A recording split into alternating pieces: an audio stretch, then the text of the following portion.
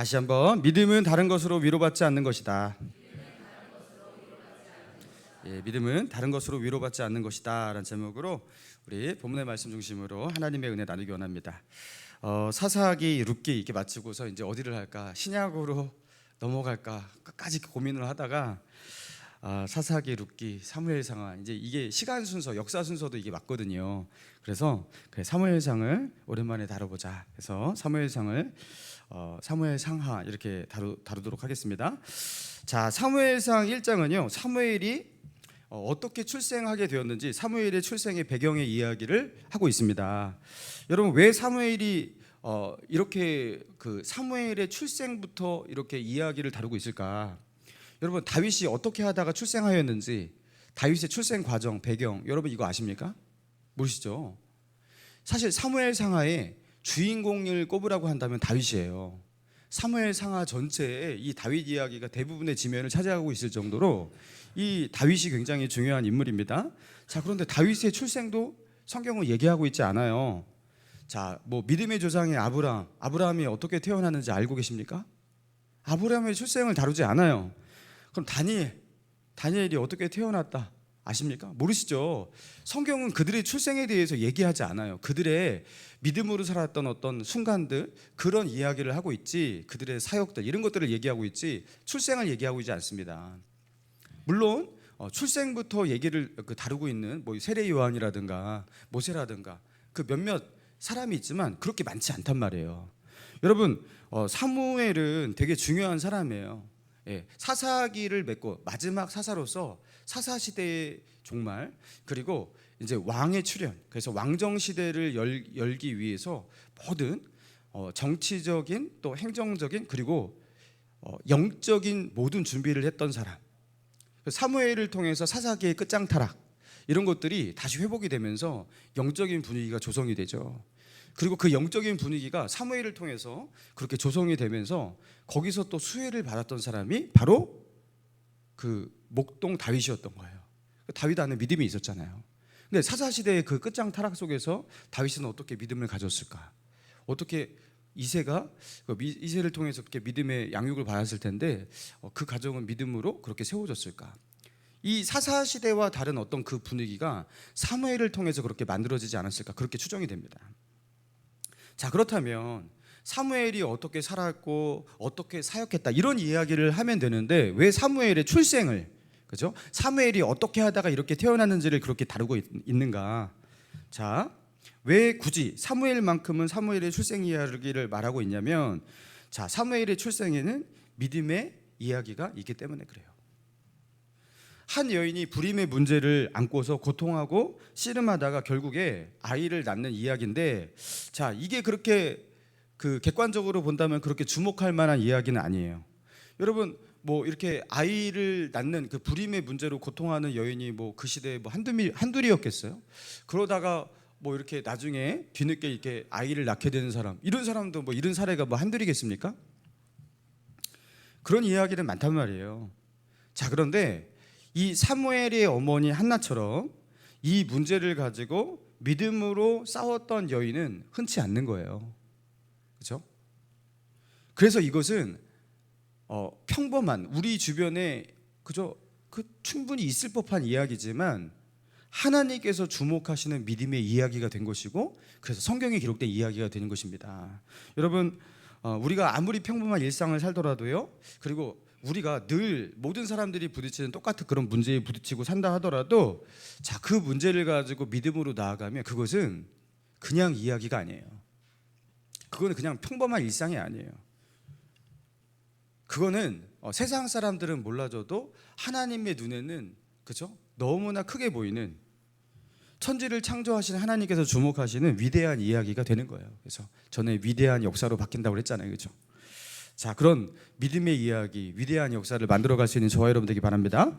자, 1절입니다. 1절 같이 했습니다. 시작. 에브라임 산지 라마다임 소빔에 에브라임 사람 엘가나라는 사람이 있었으니.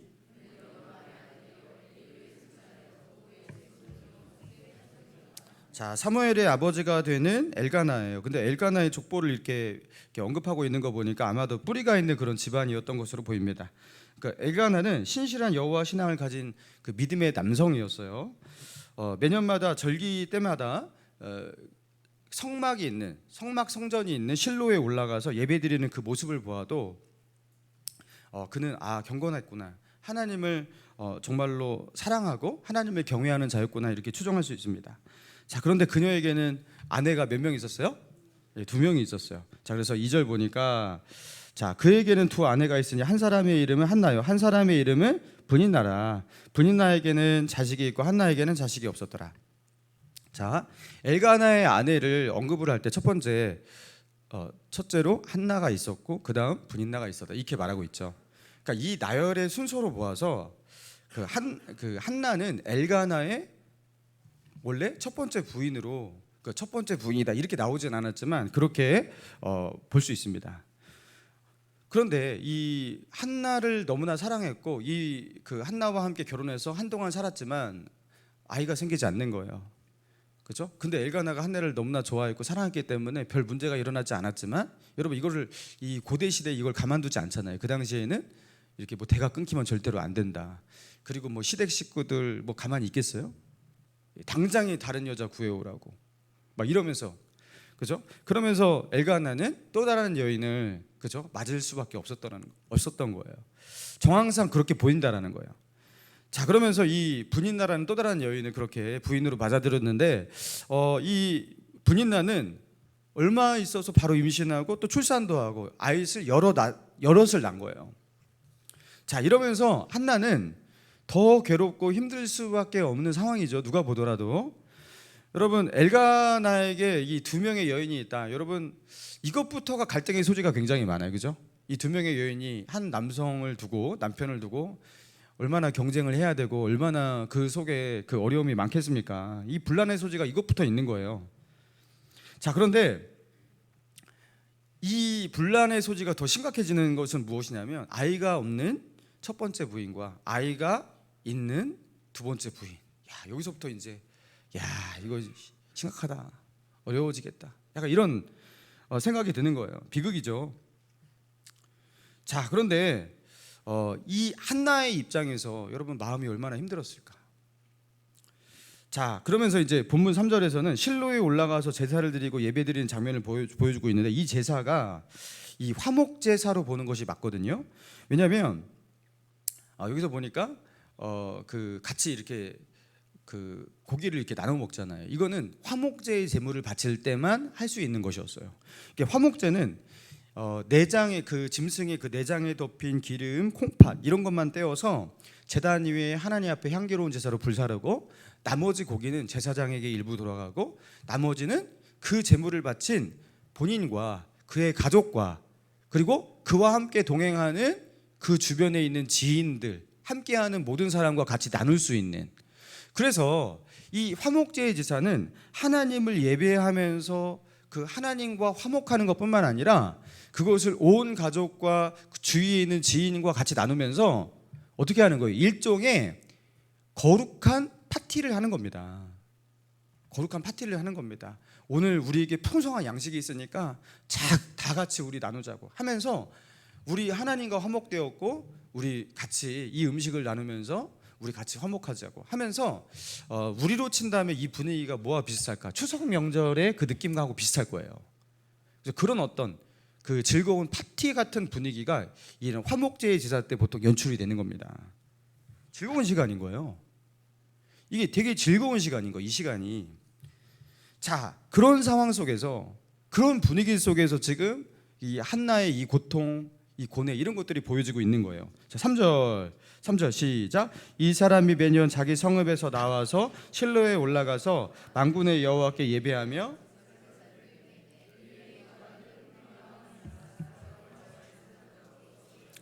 자, 4절 보니까 엘가나는 제사 드리는 날에 제물의 분깃을 그의 아내 브닛나와 그의 모든 자녀에게 주고, 5절 시작. 한나에게는 갑절을 주니 이는 그를 사랑함이라. 자, 화목제 제물의 그 일부는 이제 그렇게 제사장에 떼어주고 나머지는 다 같이 한다고 그랬잖아요. 그래서 고기가 이제 각자의 목마다 접시마다 배분이 될 거 아니겠습니까? 자, 그런데 한나에게는 다 1인분씩 줬어요. 한 사람 먹을 양식 이렇게 돌아가는 거예요. 근데 한나에게는 어떻게 주었다고요? 예, 갑절을 주니 한나에게만큼은 1인분이 아니라 갑절을 주었다라는 거예요.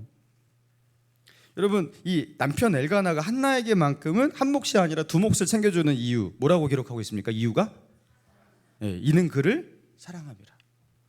한나를 참 아끼고 사랑했던 엘가나예요. 자기는 사실 뭐 더 많은 여자를 원해서 뭐 그렇게 결혼을 또 다시 한 것도 아니었고요.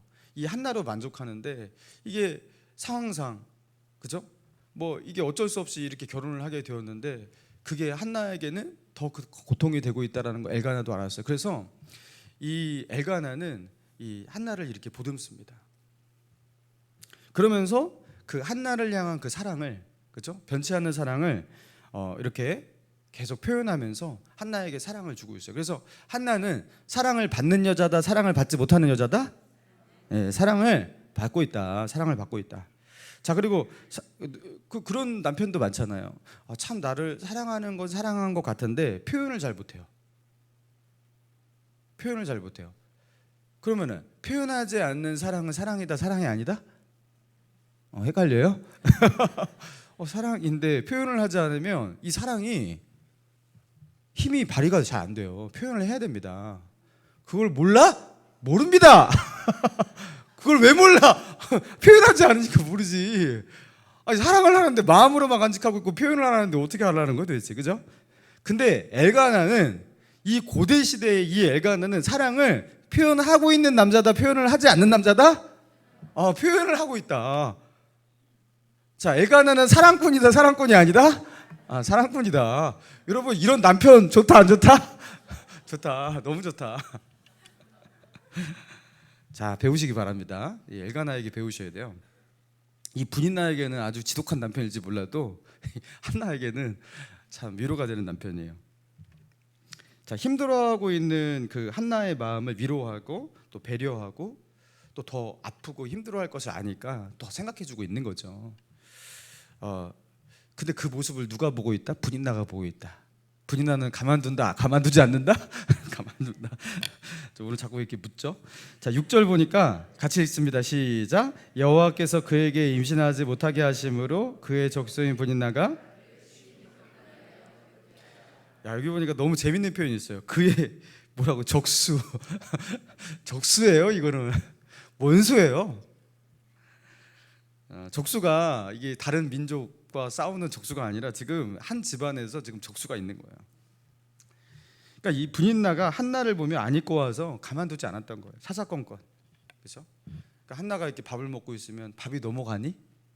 너가 지금 밥이 넘어가니? 막 이러면서 너 밥만 먹으면서 또 이 집에서 네가 안방마님 행세하고 아이를 낳지 못하면서 네가 뭐 이 집의 안주인이라고 너는 그러니? 하면서 막 이런 식으로 인신공격하고 비하인되고 무시하고 그러는 거예요. 모든 사사건건. 여러분, 그런데 이제 보니까 이 한나는 그 맞대응을 잘 못했던 것 같아요. 같이 막 머리채 붙잡고 싸우고 대들지 못하게 하고 막 이런 게 아니라 그냥 거기서 얻어맞고 울고 이러는 거예요, 한나는.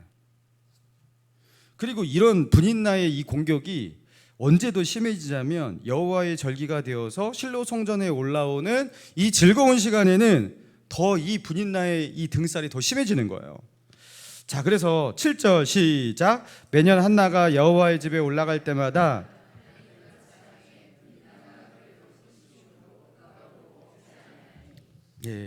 한나는 그 화목제의 그 즐거운 분위기와 상관없는 마음을 갖고 있어요. 그죠? 울기만 합니다. 마음이 아파서 괴로워서 울고 있어요. 자, 그런데 그렇게 마음이 아파서 울고 있는 그 한나, 여러분, 그 한나의 그 괴로움, 그 슬픔, 그것을 엘가나는 알고 있어요? 알고 있지 않아요? 알고 있어요. 그러니까 엘가나는 이게 너무 괜찮은 남편이야. 자, 그래서 이 남편이 뭐라고 말하냐면, 야, 이거는 너무 심한데 8절 보니까 시작. 그의 남편 엘가나가 그에게 이르되 한나여 어찌하여 울며 어찌하여 먹지 아니하며 어찌하여 그대의 마음이 슬프냐? 내가 그대에게 10 아들보다 낫지 아니하냐? 한나여 어찌하여 울며 어찌하여 먹지 아니하며 어찌하여 그대의 마음이 슬프냐? 여러분, 이거 굉장히 공감의 말이잖아요. 그러니까 이게 너는 왜 밥을 안 먹어? 밥을 먹어 이렇게 말하는 게 아니라 네가 지금 슬프구나. 여러분 고대 시대에 이런 언어를 말하는 사람이 있었다라는 것이 굉장히 충격입니다. 그죠? 이렇게 그 마음을 다 헤아리고 만져주는 거예요. 지금 너의 마음이 이렇구나. 자, 그러면서 하는 말이 내가 그대에게 10 아들보다 낫지 아니하냐. 굉장히 위험한 발언을 합니다. 엘가나가 어떻게 내가 그대에게 10 아들보다 낫지 아니하냐. 엘가나는 자신이 있는 거예요.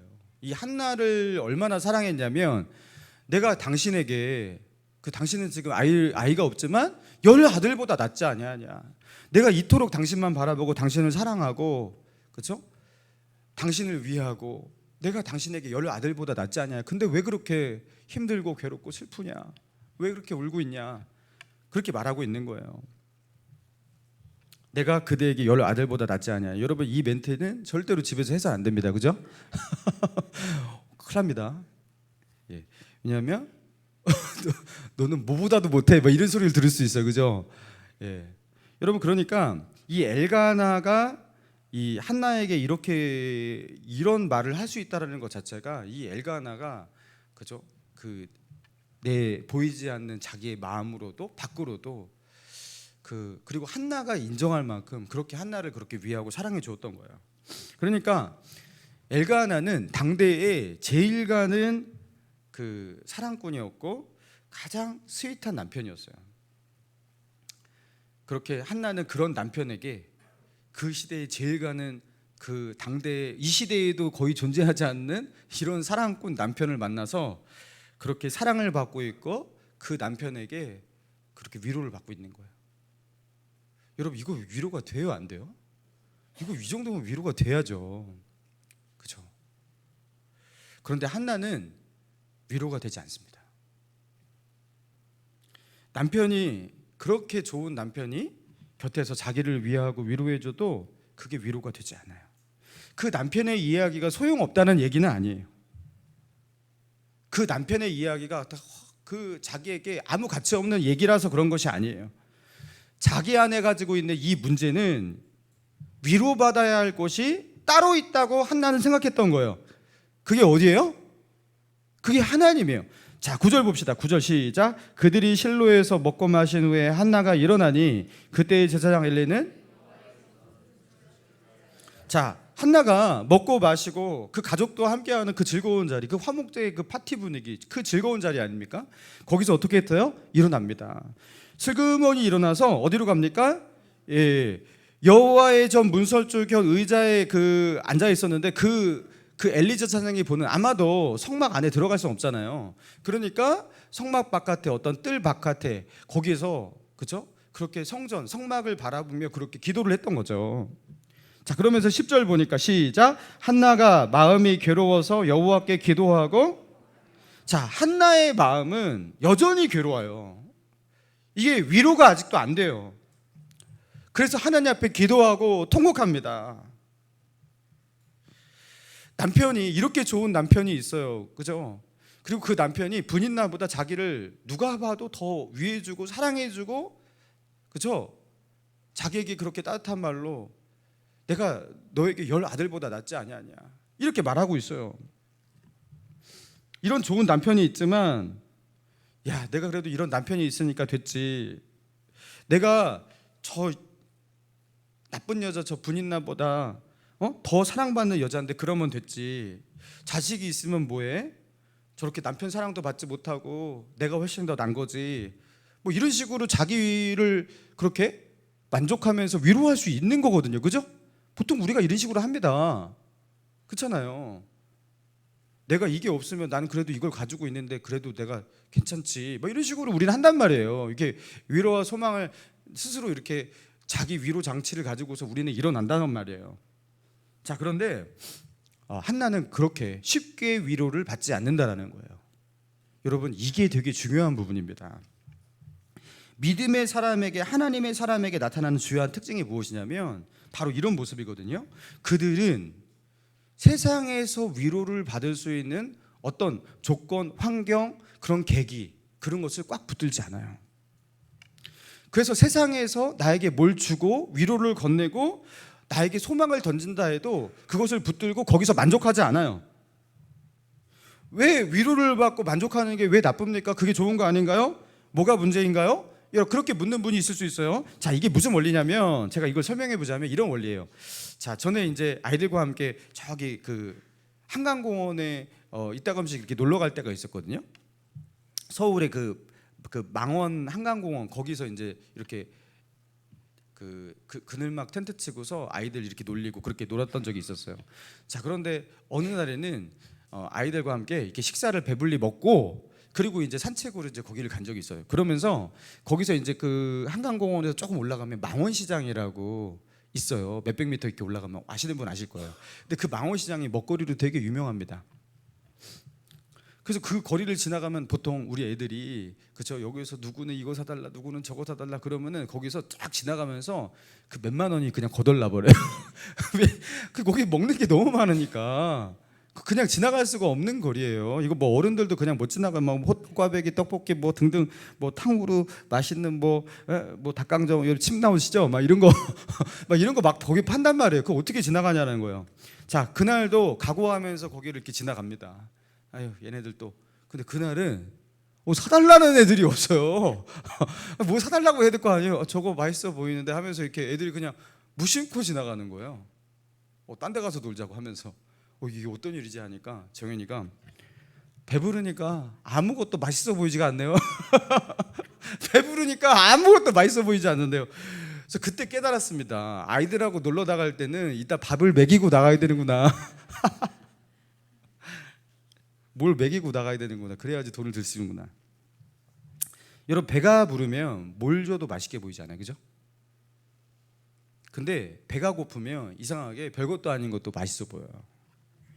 여러분, 이와 같이 우리가 무언가로 위로를 받아버리잖아요. 더 이상 위로를 받을 필요를 못 느껴요.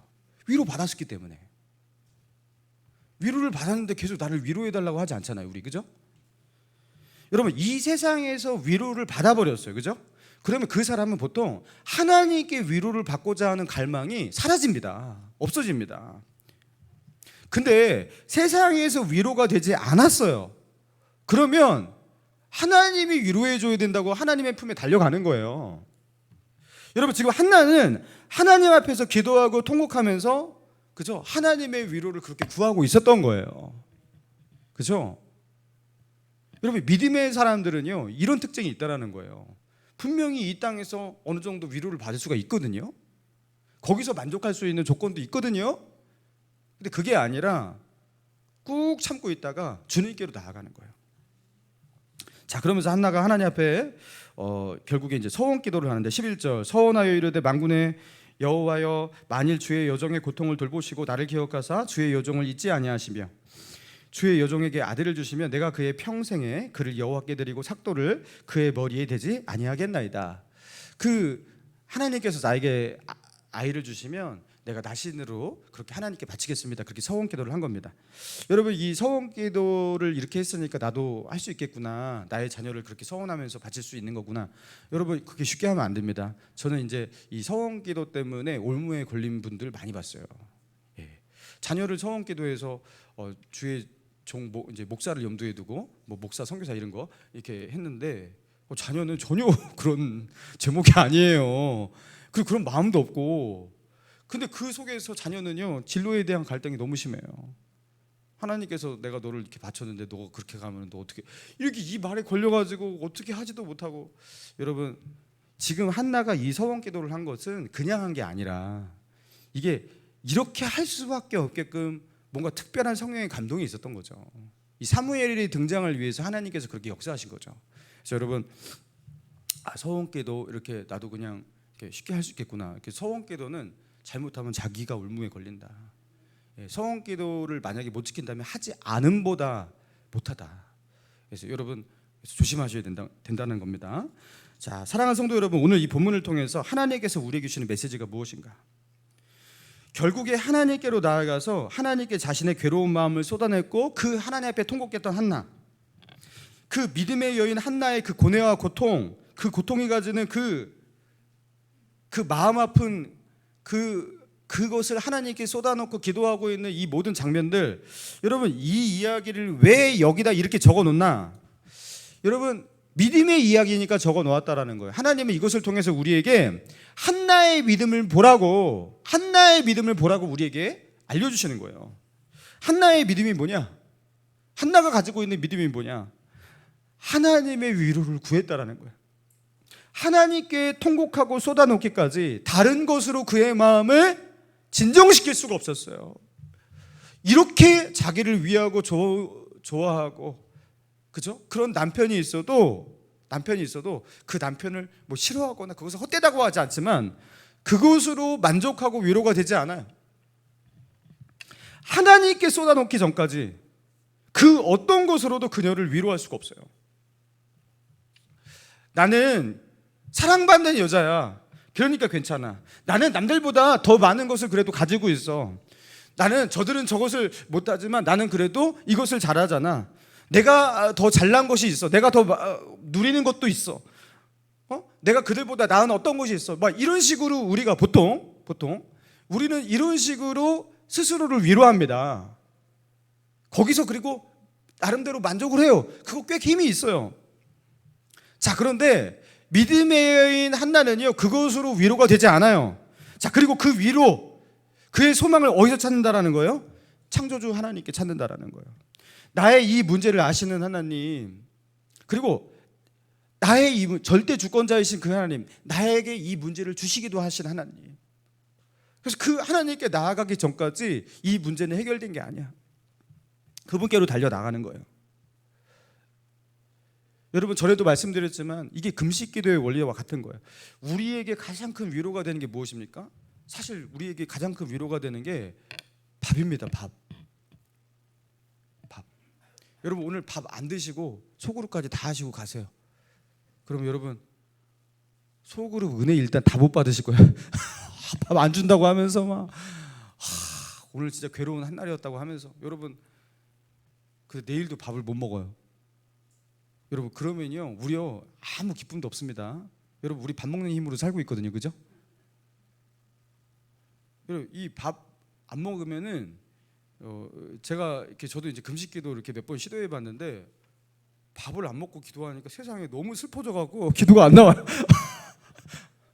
와, 너무 슬퍼요. 이게 기운 없는 건 두 번째고, 이 정서가 너무 다운돼 버리더라고요, 제가. 그래서 세상에 어떻게 밥 안 먹는다고 이렇게 정서가 다운돼 가지고 기도를 오히려 더 못 하겠는 거예요. 위로가 안 되는 거예요. 여러분들, 금식 기도는 근데 뭐냐면요, 이렇게 밥이 중요한 건데 그 밥을 먹지 않고 기도하는 거예요. 세상이 주는 위로를 거절합니다. 그러면서 세상이 주는 위로 거절합니다. 이 땅이 주는 위로 거절합니다. 하늘의 위로가 채워지기까지 나는 그거 다 거절합니다 하면서 하나님 앞에 그렇게 나아가는 거예요. 여러분, 그래서 진짜로 하늘의 위로로만 구하는 그 마음 없이 금식기도 하시면 금식기도 실패하세요. 왜냐하면 밥 먹는 날만 계속 기다리다가 금식기도 하시는 분도 있거든요. 이것만 끝나면 이제 밥을 먹을 수 있다. 이게 금식이 아니거든요. 금식기도는 하늘의 위로를 절박하게 구하는 자만 해야 되는 거예요. 그래야지 금식기도에 힘이 있는 거예요. 여러분, 우리가 이 땅에 믿음으로 살아갈 때 이 금식기도의 원리가 다 적용이 됩니다.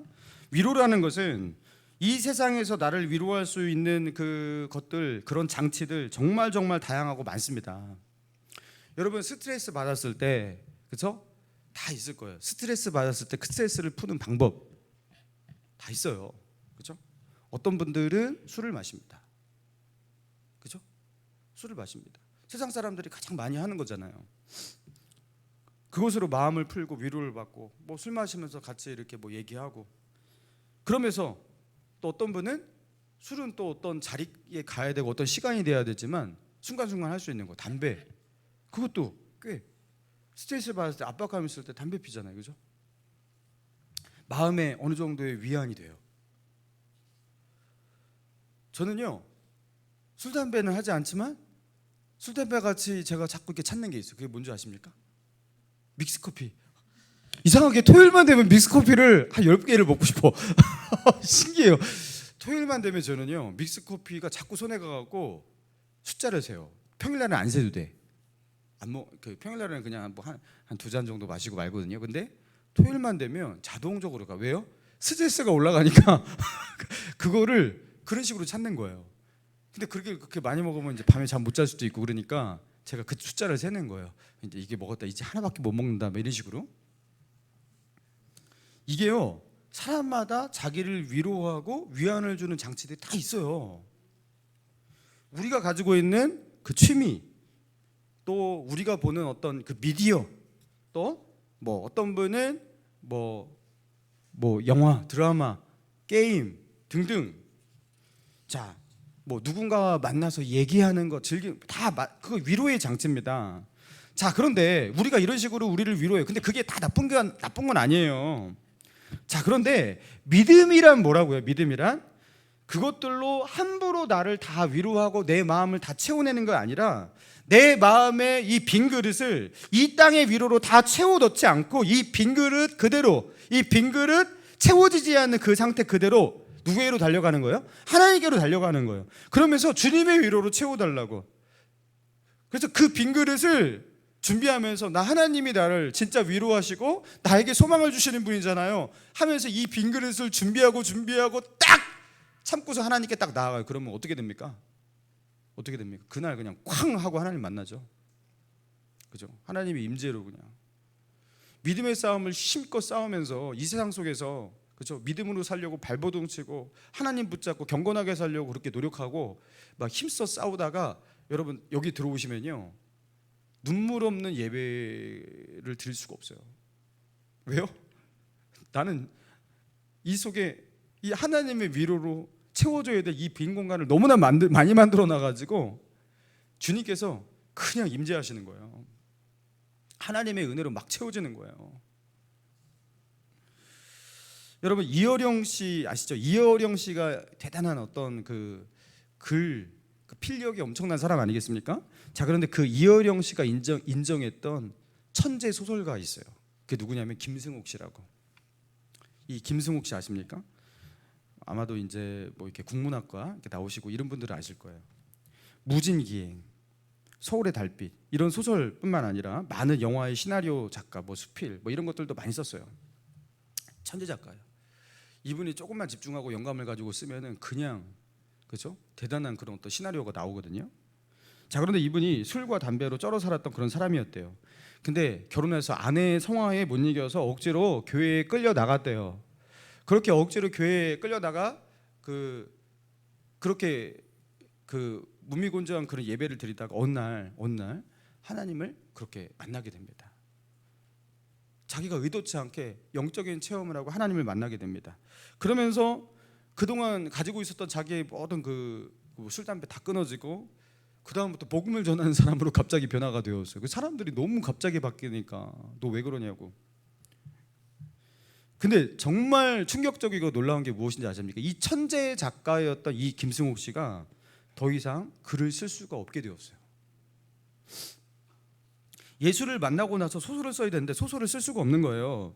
왜냐하면 이 젊은 시절에 자신이 그 소설을 쓰게 만드는 그 동기, 힘, 그게 무엇이냐면 자기 안에 있는 그 빈 허무함이었어요. 인생의 그 새옹지마와 같은 그 인생, 그 허무함, 그리고 그 허무함 속에서 채워지지 않는 자기의 마음을 달래고 자신을 구원하는 하나의 방법으로 그는 소설을 쓴 거예요. 거기서 자기의 마음을 녹아내서 그것을 나누고, 그리고 사람들은 그것을 읽으면서, 대중들은 그것을 읽으면서 야, 이거 나만 느끼는 이 쓰라린 인생, 이 허무한 인생이 아니라 야, 이게 우리가 다 느끼는 것이구나 하면서 이 대중들도 그분의 소설을 읽으면서 위로를 받는 거죠. 공감하면서 위로를 받는 거죠. 그런데 이분이 예수를 만나고 나서 채워져 버린 거야, 이게. 그러니까 이 작곡가가 악상이 떠올라야 되는데 악상이 안 떠올라요. 악상이 떠올라요. 이게 래퍼들이 랩 쓸 때 보통 이렇게 뭔가 그런 걸 하잖아요. 우리의 삶을 뭐 비꼬고 조소하고 막 이런 어떤 그 느낌이 있잖아요. 그죠? 그래야지 래퍼의 그 가사 이런 것들이 작시가 되는 거예요. 작사가 되는 거예요. 그죠? 근데 그 악상이 안 떠오르게 된 거예요. 그 소설을 쓸 수가 없는 거죠. 자, 그러면서 자신의 아픔, 고통, 상처, 허무감 이런 것들을 모티브로 소설을 썼던 이 김승옥 씨는 이제 절필을 선언합니다.